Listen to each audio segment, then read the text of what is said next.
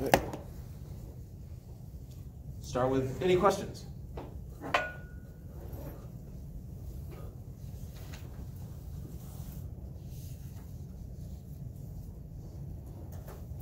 All right, so let's pick up on putting energy into a system. All right, so I have some sort of material right here in some state of matter. And right now we'll just talk about gases, liquids, and solids. And I can put energy in or take it out. I can light a fire under it or stick it in the freezer, for example. And we've talked about the fact that that can change the size of it. It can also change the, the last thing that we did. I was thinking that we'd finish that, and suddenly I'm thinking, damn, just quick gander at your notes. All right, and then so we did Newton's law of cooling, and then we did an example. Okay, that's probably good enough. All right. So we've talked about the change in length. We've talked about the change in temperature by putting energy in or taking energy out. So now let's talk about change of phase. Because obviously, if you take an ice cube and you put it in this room, it will melt. So let's talk a little bit about that. So first, let's get some language down. So gas. Let's give myself a little bit more room. Liquid. Solid.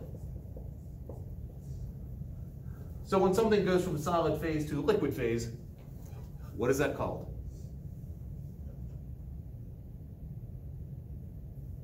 Melting? Yes. And from liquid phase to solid phase? Freezing? We're on a roll.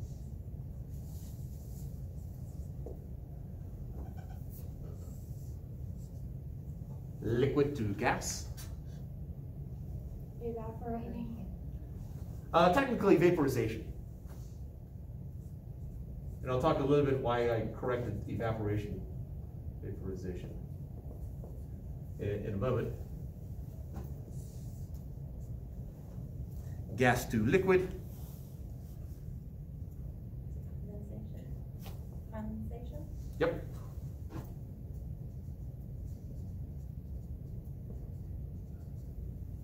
And then solid to gas.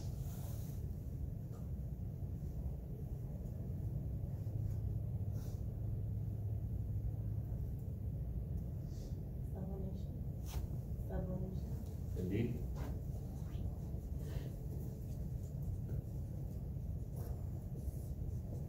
Gas to solid. Does he have that one listed? It's the one that I had to look up because it's not one that I had recalled having seen before I started teaching this class.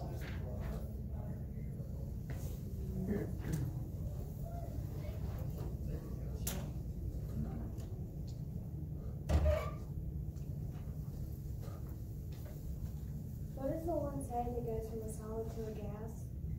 Solid to gas, sublimation.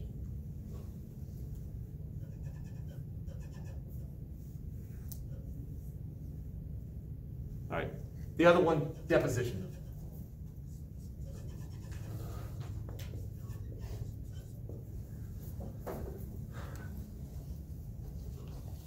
So sublimation, what's the classic example that I would say probably in your experience, life experience of sublimation?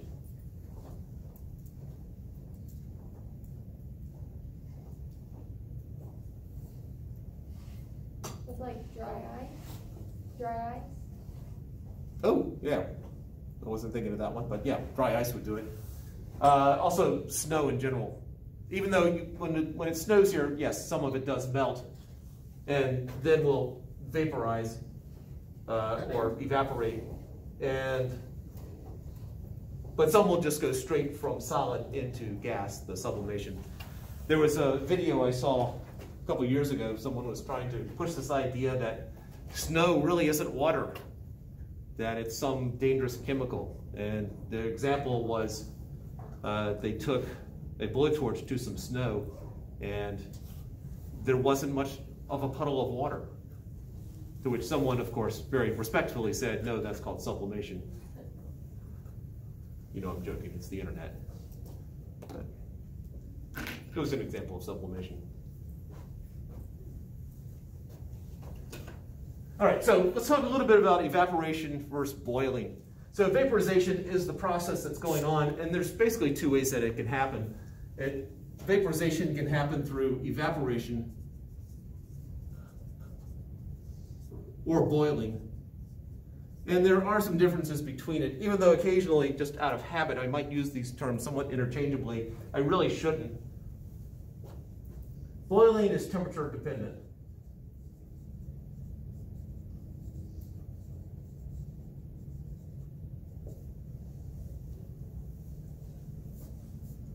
And you can boil water that's, if I've got a pot of water, I can boil water down at the base of it.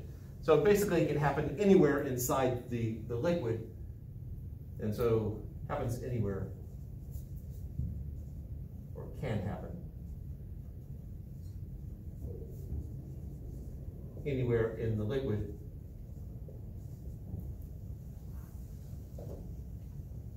And if you put I guess you could see it on non-glass pots, but glass pots work the best. In order to see it, you see that the bubbles do form at the bottom, and then they work their way up. So the boiling starts down at the base in that particular case.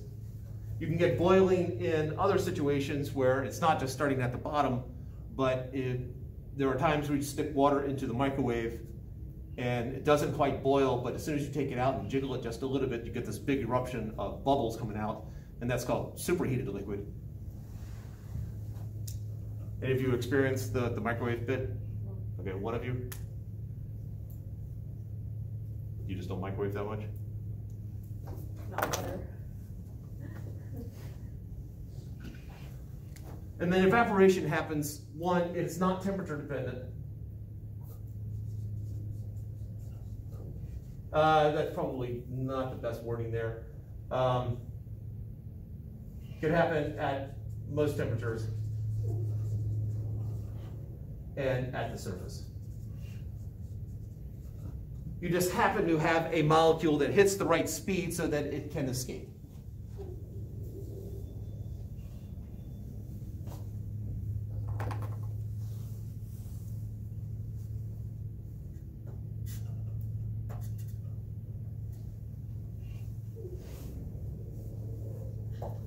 But some of these terms are sort of thrown about almost interchangeably. Just be aware that some are very specific in the language.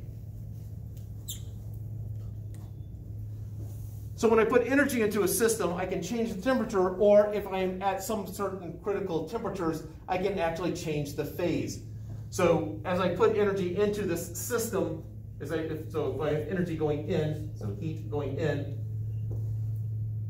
unless I'm at one of those transition points, basically the energy goes into the kinetic energy of the atoms or molecules, and they'll start moving around faster and faster. At some point, they will start to separate. That's when you get the change of phase. That's when the energy doesn't go into the kinetic energy, but goes into the potential energy. So change in phase corresponds to a change in potential energy. Whereas change in temperature corresponds with change in kinetic energy.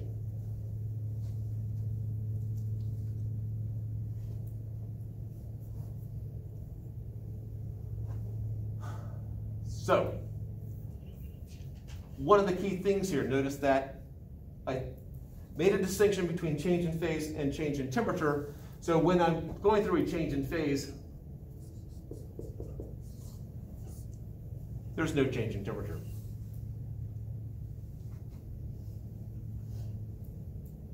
Now, in reality, I got a pot of water, I'm putting energy into it, as it starts to turn into the gas phase, that some will be turning into a gas phase while other water is changing in temperature. And so both things will be happening simultaneously, just not to the basically the same molecule in a sense.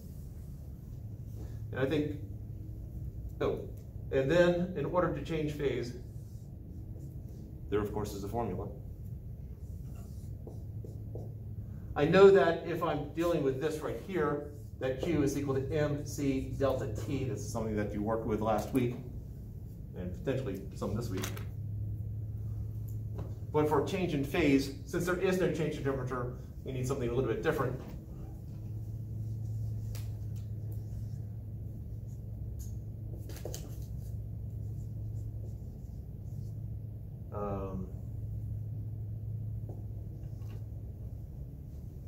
So we have these extra subscripts here. So the C in this formula from last week, this is the specific heat. This C right here is the heat of vaporization.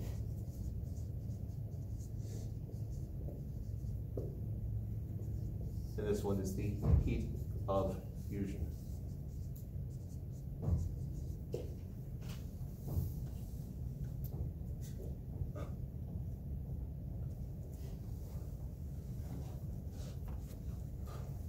I do latent.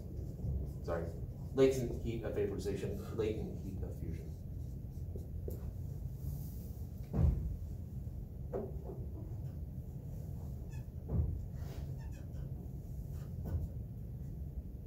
Now, fusion is when you bring things together. Basically, you fuse them in a sense, same root. So fusion happens here when things are being turned in from liquid to solid, or from solid to liquid, depending upon if you're putting energy in or taking energy out. It's still called latent heat of fusion, even though you're fusing one direction and you're diffusing the other direction. And heat of vaporization works for both of these, even though one case you're actually vaporizing, the other case you're condensing.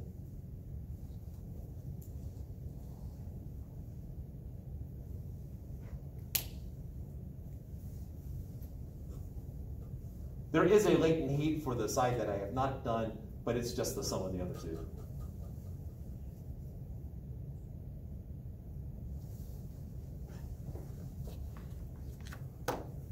To give you some idea of numbers here. Oops. I didn't actually write down. Pretty sure that's water. Yep. Good. So for the latent heat of fusion for water, and I should probably write that here.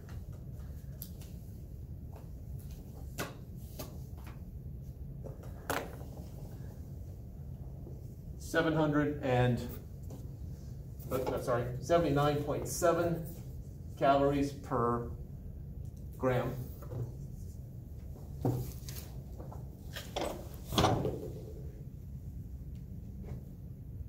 And vaporization, latent heat of vaporization for water, 597.3 calories per gram.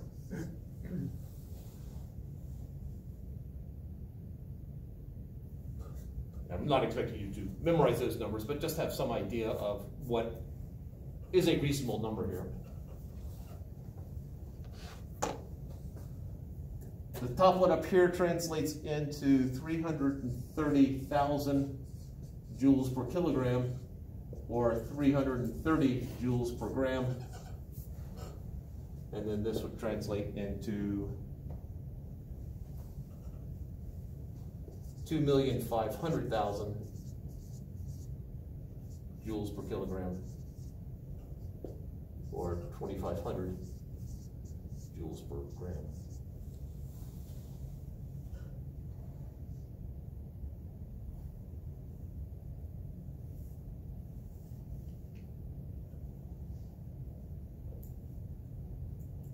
Questions to hear?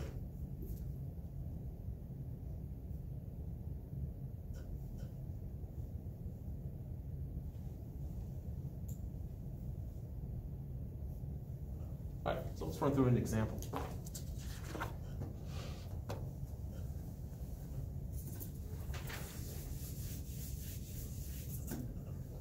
I'm going to take water, and just so that the numbers match what I are in my notes, -10 to 115. All right, going from -10 degrees Celsius to 115 degrees Celsius. The question is, how much energy is required?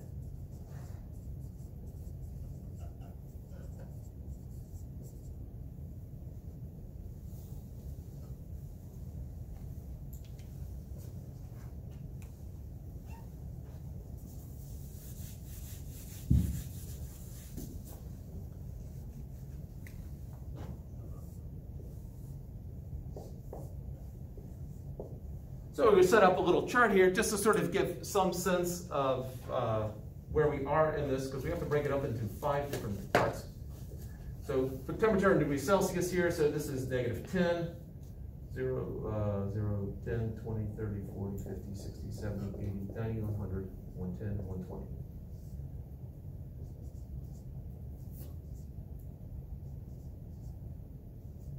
And so on.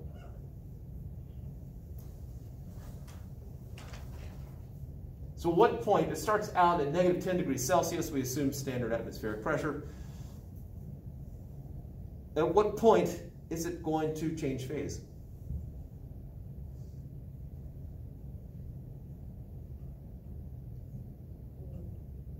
At what temperature? 0? Yes.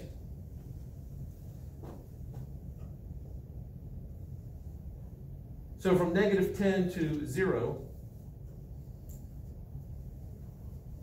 the energy that I put into it is going to cause change in temperature until I get to 0.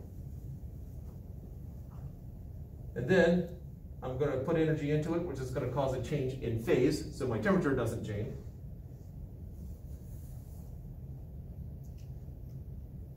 And I have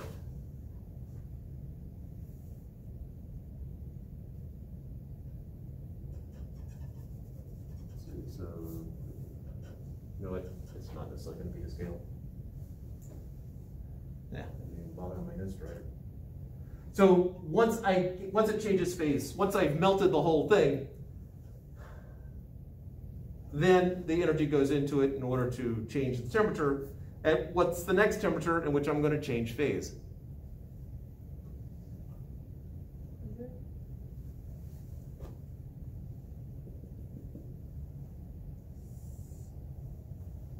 And then at that point, I'm going to boil it. And then the problem ends at 115.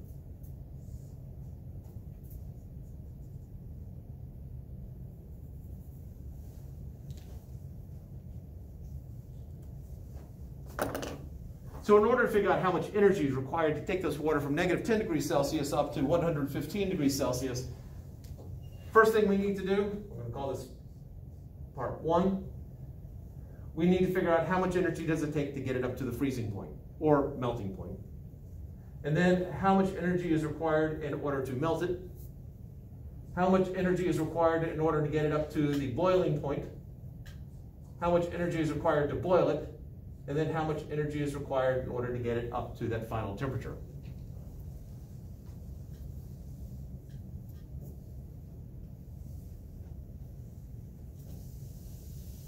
So parts 1, 3, and 5, we've done, that's what we did last week.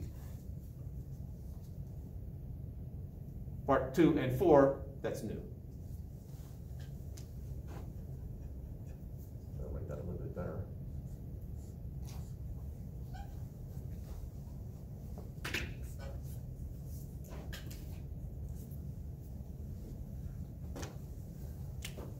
So for 1, 3, and 5, and we're using Q equals MC delta T. For part 2, and we're using Q is equal to MC F. And for part 4, Q equals MC V.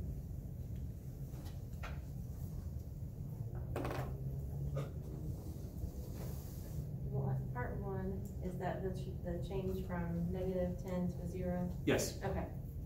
Thank you. Other questions at the moment? Do we need to know the mass of the water? Yes.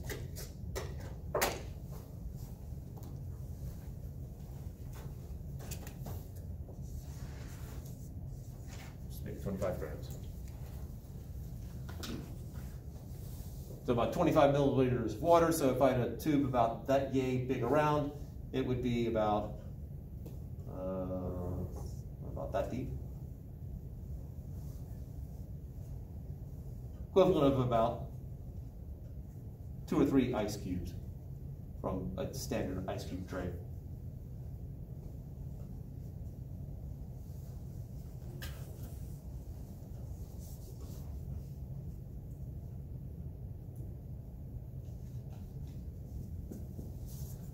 All right, now we're going to need those numbers, so I'll leave those up for right now.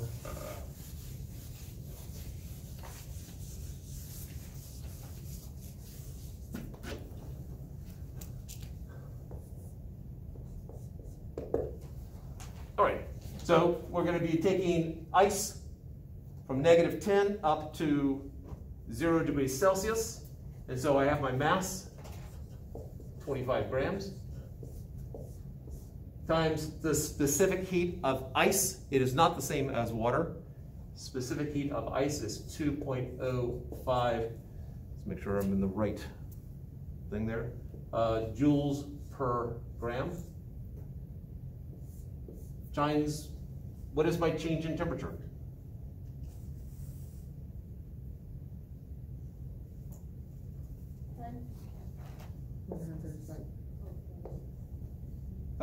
Just for this one phase right here. Yeah. Oops, sorry, that's joules per gram degrees Celsius. I left off part of the unit there for the specific heat of ice.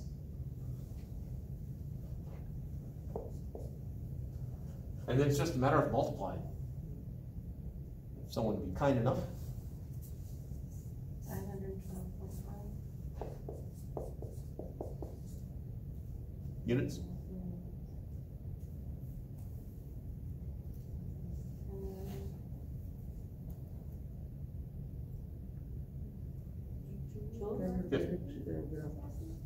Will be joules. Because the way the unit I have for specific heat has joules in it. The grams will cancel out, degrees Celsius will cancel out. I'm left with joules.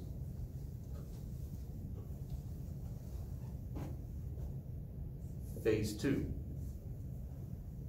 The part where all I'm doing is melting the ice.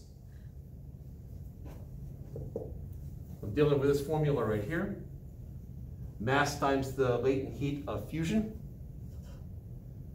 So it's 25 grams times 330 joules per gram.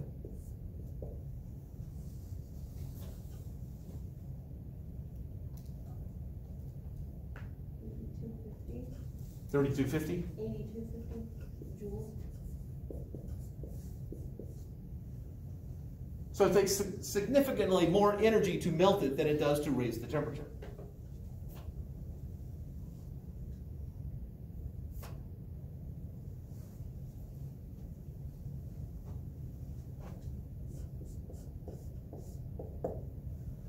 Phase 3. We're changing temperature here. And so we're back to MC delta T. So I have 25 grams times the specific heat of water. Now, specific heat of water does change depending upon where you are, and so we can go for just a sort of a generic value. The number that I have written down in my notes here is 4.1813. You'll see other variations, things that are about that. Joules per gram, degrees Celsius, times, what's my change in temperature?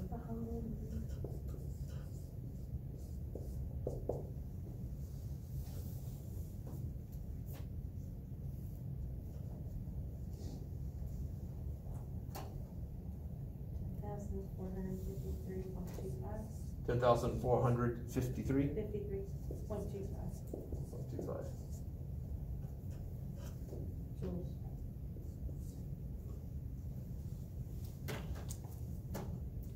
So given our mass of water there, it takes about a quarter more energy to get it from freezing to boiling than it does just to melt it.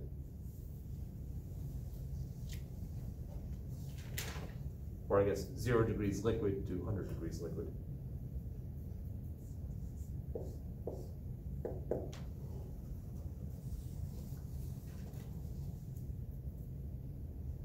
And I did erase it, even though I didn't originally intend to. Put it right there. So I have 25 grams times latent heat of vaporization,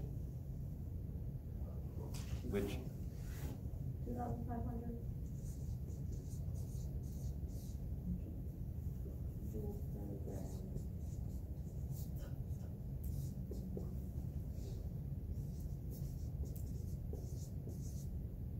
62,500.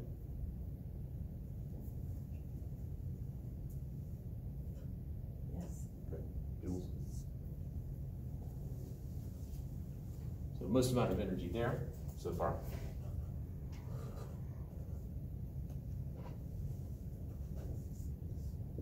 And then the last little bit, we're taking at this point, we've boiled the water, turned it into steam, and so now we're going to raise the temperature of that. Latent heat, sorry, not the specific heat of steam is very similar to ice, 2.08 joules per gram degree Celsius, times, at this point we're at 100 degrees Celsius, we need to raise it just to 15 degrees.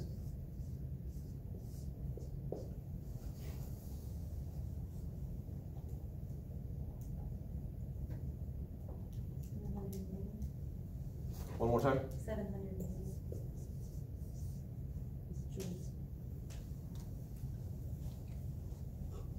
So that's the amount of energy it requires to put into this bit of water in order to get it from negative 10 degrees Celsius to 115 degrees Celsius, and therefore the total energy is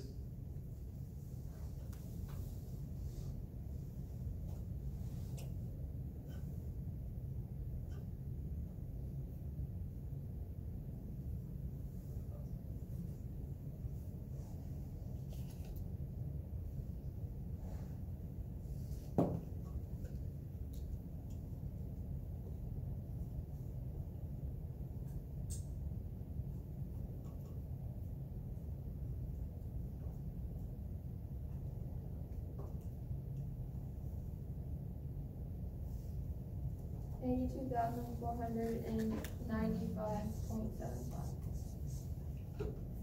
2,495.75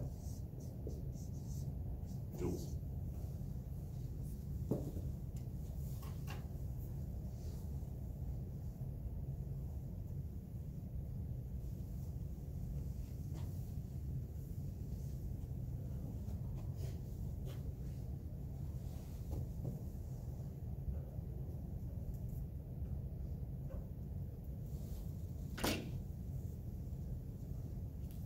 Recognize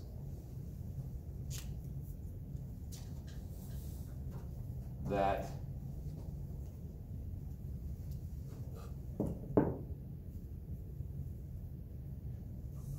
let's concentrate on just this one bit right here.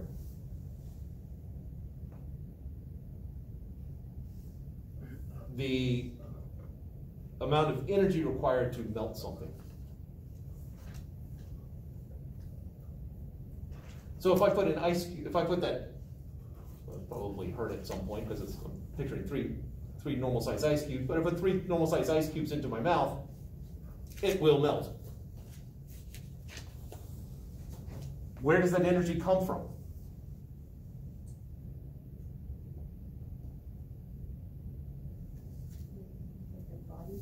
Yeah. So let's translate that into calories. The conversion from joules to calories is 4.184.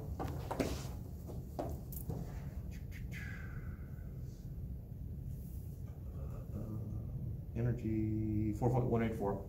So 4.18, so multiply times 4.184 joules per calorie. Or divide by 4.184.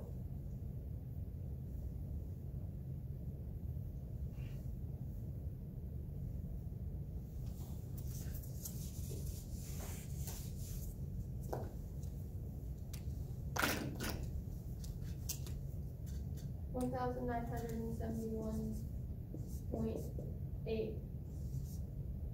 All right, calories with a lowercase c, which converting to food calories, 1.9718 food calories.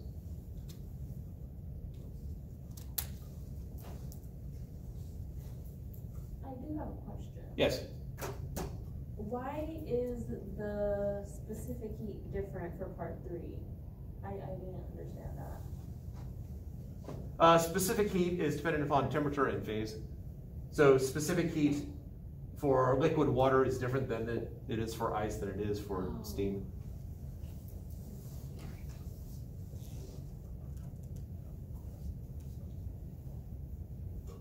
I would speculate, and I don't know this for sure, that the liquid phase, the closer the particles are together, the more impact that they have, but that just might be a rationalization. I still suspect that the liquid phase for any substance is going to have a higher number, but I don't know for sure.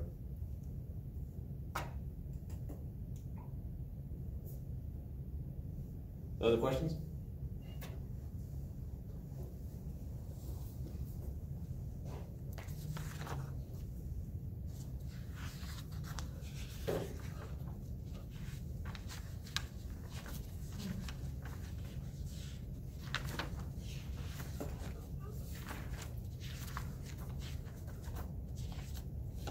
All right, so let's talk about thermodynamics in general.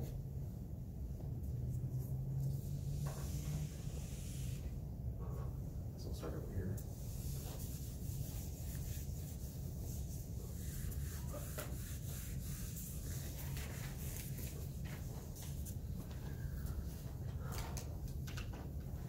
There are 4 laws of thermodynamics.